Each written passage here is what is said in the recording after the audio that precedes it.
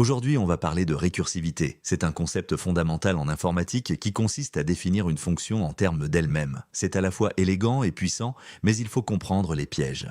On va voir le principe de la récursivité, les exemples classiques comme la factorielle et Fibonacci, la preuve de terminaison, et la récursivité terminale. Ces notions sont au programme d'informatique de MathSup.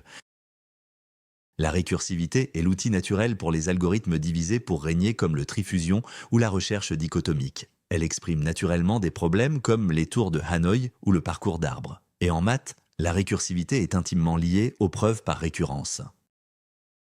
Une fonction récursive est une fonction qui s'appelle elle-même dans sa définition. Elle comporte toujours deux parties. Le cas de base qui donne le résultat directement sans appel récursif. Et le cas récursif qui réduit le problème à un problème plus petit et fait un appel récursif. Sans cas de base, la récursion ne s'arrête jamais.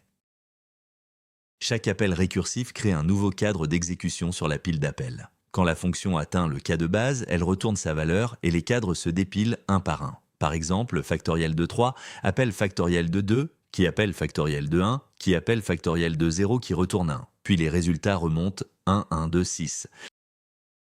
L'exemple le plus est simple, la factorielle. 0 factoriel vaut 1, c'est le cas de base. Pour n supérieur ou égal à 1, n factoriel vaut n fois n moins 1 factoriel, c'est le cas récursif. La fonction se réduit à un problème plus petit à chaque appel. En Python, cela s'écrit très simplement. La fonction fact prend n en argument. Si n est 0, on retourne 1. Sinon, on retourne n fois fact de n moins 1. Le code reflète directement la définition mathématique. Vérifions, factoriel de 4 donne 4 fois factoriel de 3, qui donne 4 fois 3 fois factoriel de 2, et ainsi de suite jusqu'à factoriel de 0 qui vaut 1. Le résultat est 24. La profondeur de récursion est n. Chaque appel empile un cadre.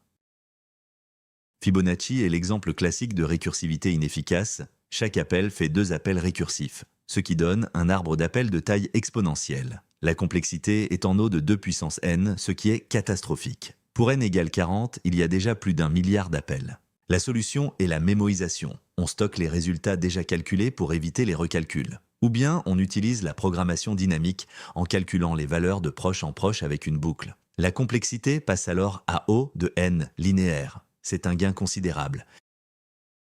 Pour prouver qu'une fonction récursive termine, on utilise un variant de boucle. C'est un entier naturel qui décroît strictement à chaque appel récursif. Comme un entier naturel ne peut pas décroître indéfiniment, la récursion finit par atteindre le cas de base. Pour la factorielle, le variant est n.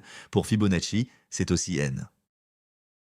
Prouvons par récurrence que fac de n retourne bien n factoriel. Cas de base, fac de 0 retourne 1 qui est bien 0 factoriel. Hérédité, si fac de n moins 1 retourne n moins 1 factoriel, alors fac de n retourne n fois n moins 1 factoriel qui est n factoriel. La correction est prouvée. Exercice classique. L'exponentiation rapide. Au lieu de faire n multiplications pour calculer x puissance n, on divise l'exposant par 2 à chaque étape. Si n est pair, x puissance n vaut le carré de x puissance n sur 2. Si n est impair, on réduit d'1. La complexité est en O de logarithme de n au lieu de O de n. C'est un gain considérable. Pour n égale 1000, on fait environ 10 multiplications au lieu de 1000. C'est l'algorithme utilisé en cryptographie pour les exponentiations modulaires. Vérifions, 2 puissance 10, 10 est pair, donc c'est le carré de 2 puissance 5. 5 est impair, donc c'est 2 fois 2 puissance 4. 4 est pair, c'est le carré de 2 carrés, soit 16. Donc 2 puissance 5 vaut 32 et 2 puissance 10 vaut 1024. Seulement 4 multiplications. Erreur fatale, oubliez le cas de base. Sans cas de base, la fonction s'appelle indéfiniment et provoque un dépassement de pile. Toujours écrire le cas de base en premier. Deuxième erreur, ne pas vérifier que chaque appel récursif réduit le problème vers le cas de base. Si l'argument ne diminue pas, on a une récursion infinie. C'est pourquoi le variant est essentiel. Troisième erreur, implémenter Fibonacci de manière récursive naïve. La complexité exponentielle rend le calcul impossible pour des valeurs même modestes de n. Toujours utiliser la mémorisation ou la programmation dynamique. Astuce, la récursivité terminale. Quand l'appel récursif était la toute dernière opération de la fonction, le compilateur peut optimiser en éliminant l'empilement. On obtient une complexité spatiale constante, comme une boucle. Pour la factorielle, on ajoute un accumulateur, fac de n, AC, retourne fac de n moins 1, n fois AC. C'est très efficace. Récapitulons. Toute fonction récursive a un cas de base et un cas récursif. La terminaison se prouve par un variant, la correction par récurrence. Attention à la complexité, surtout pour Fibonacci. Et la récursivité terminale est une optimisation importante. Entraîne-toi sur PrépaMaths pour maîtriser la récursivité avec des exercices corrigés niveau concours.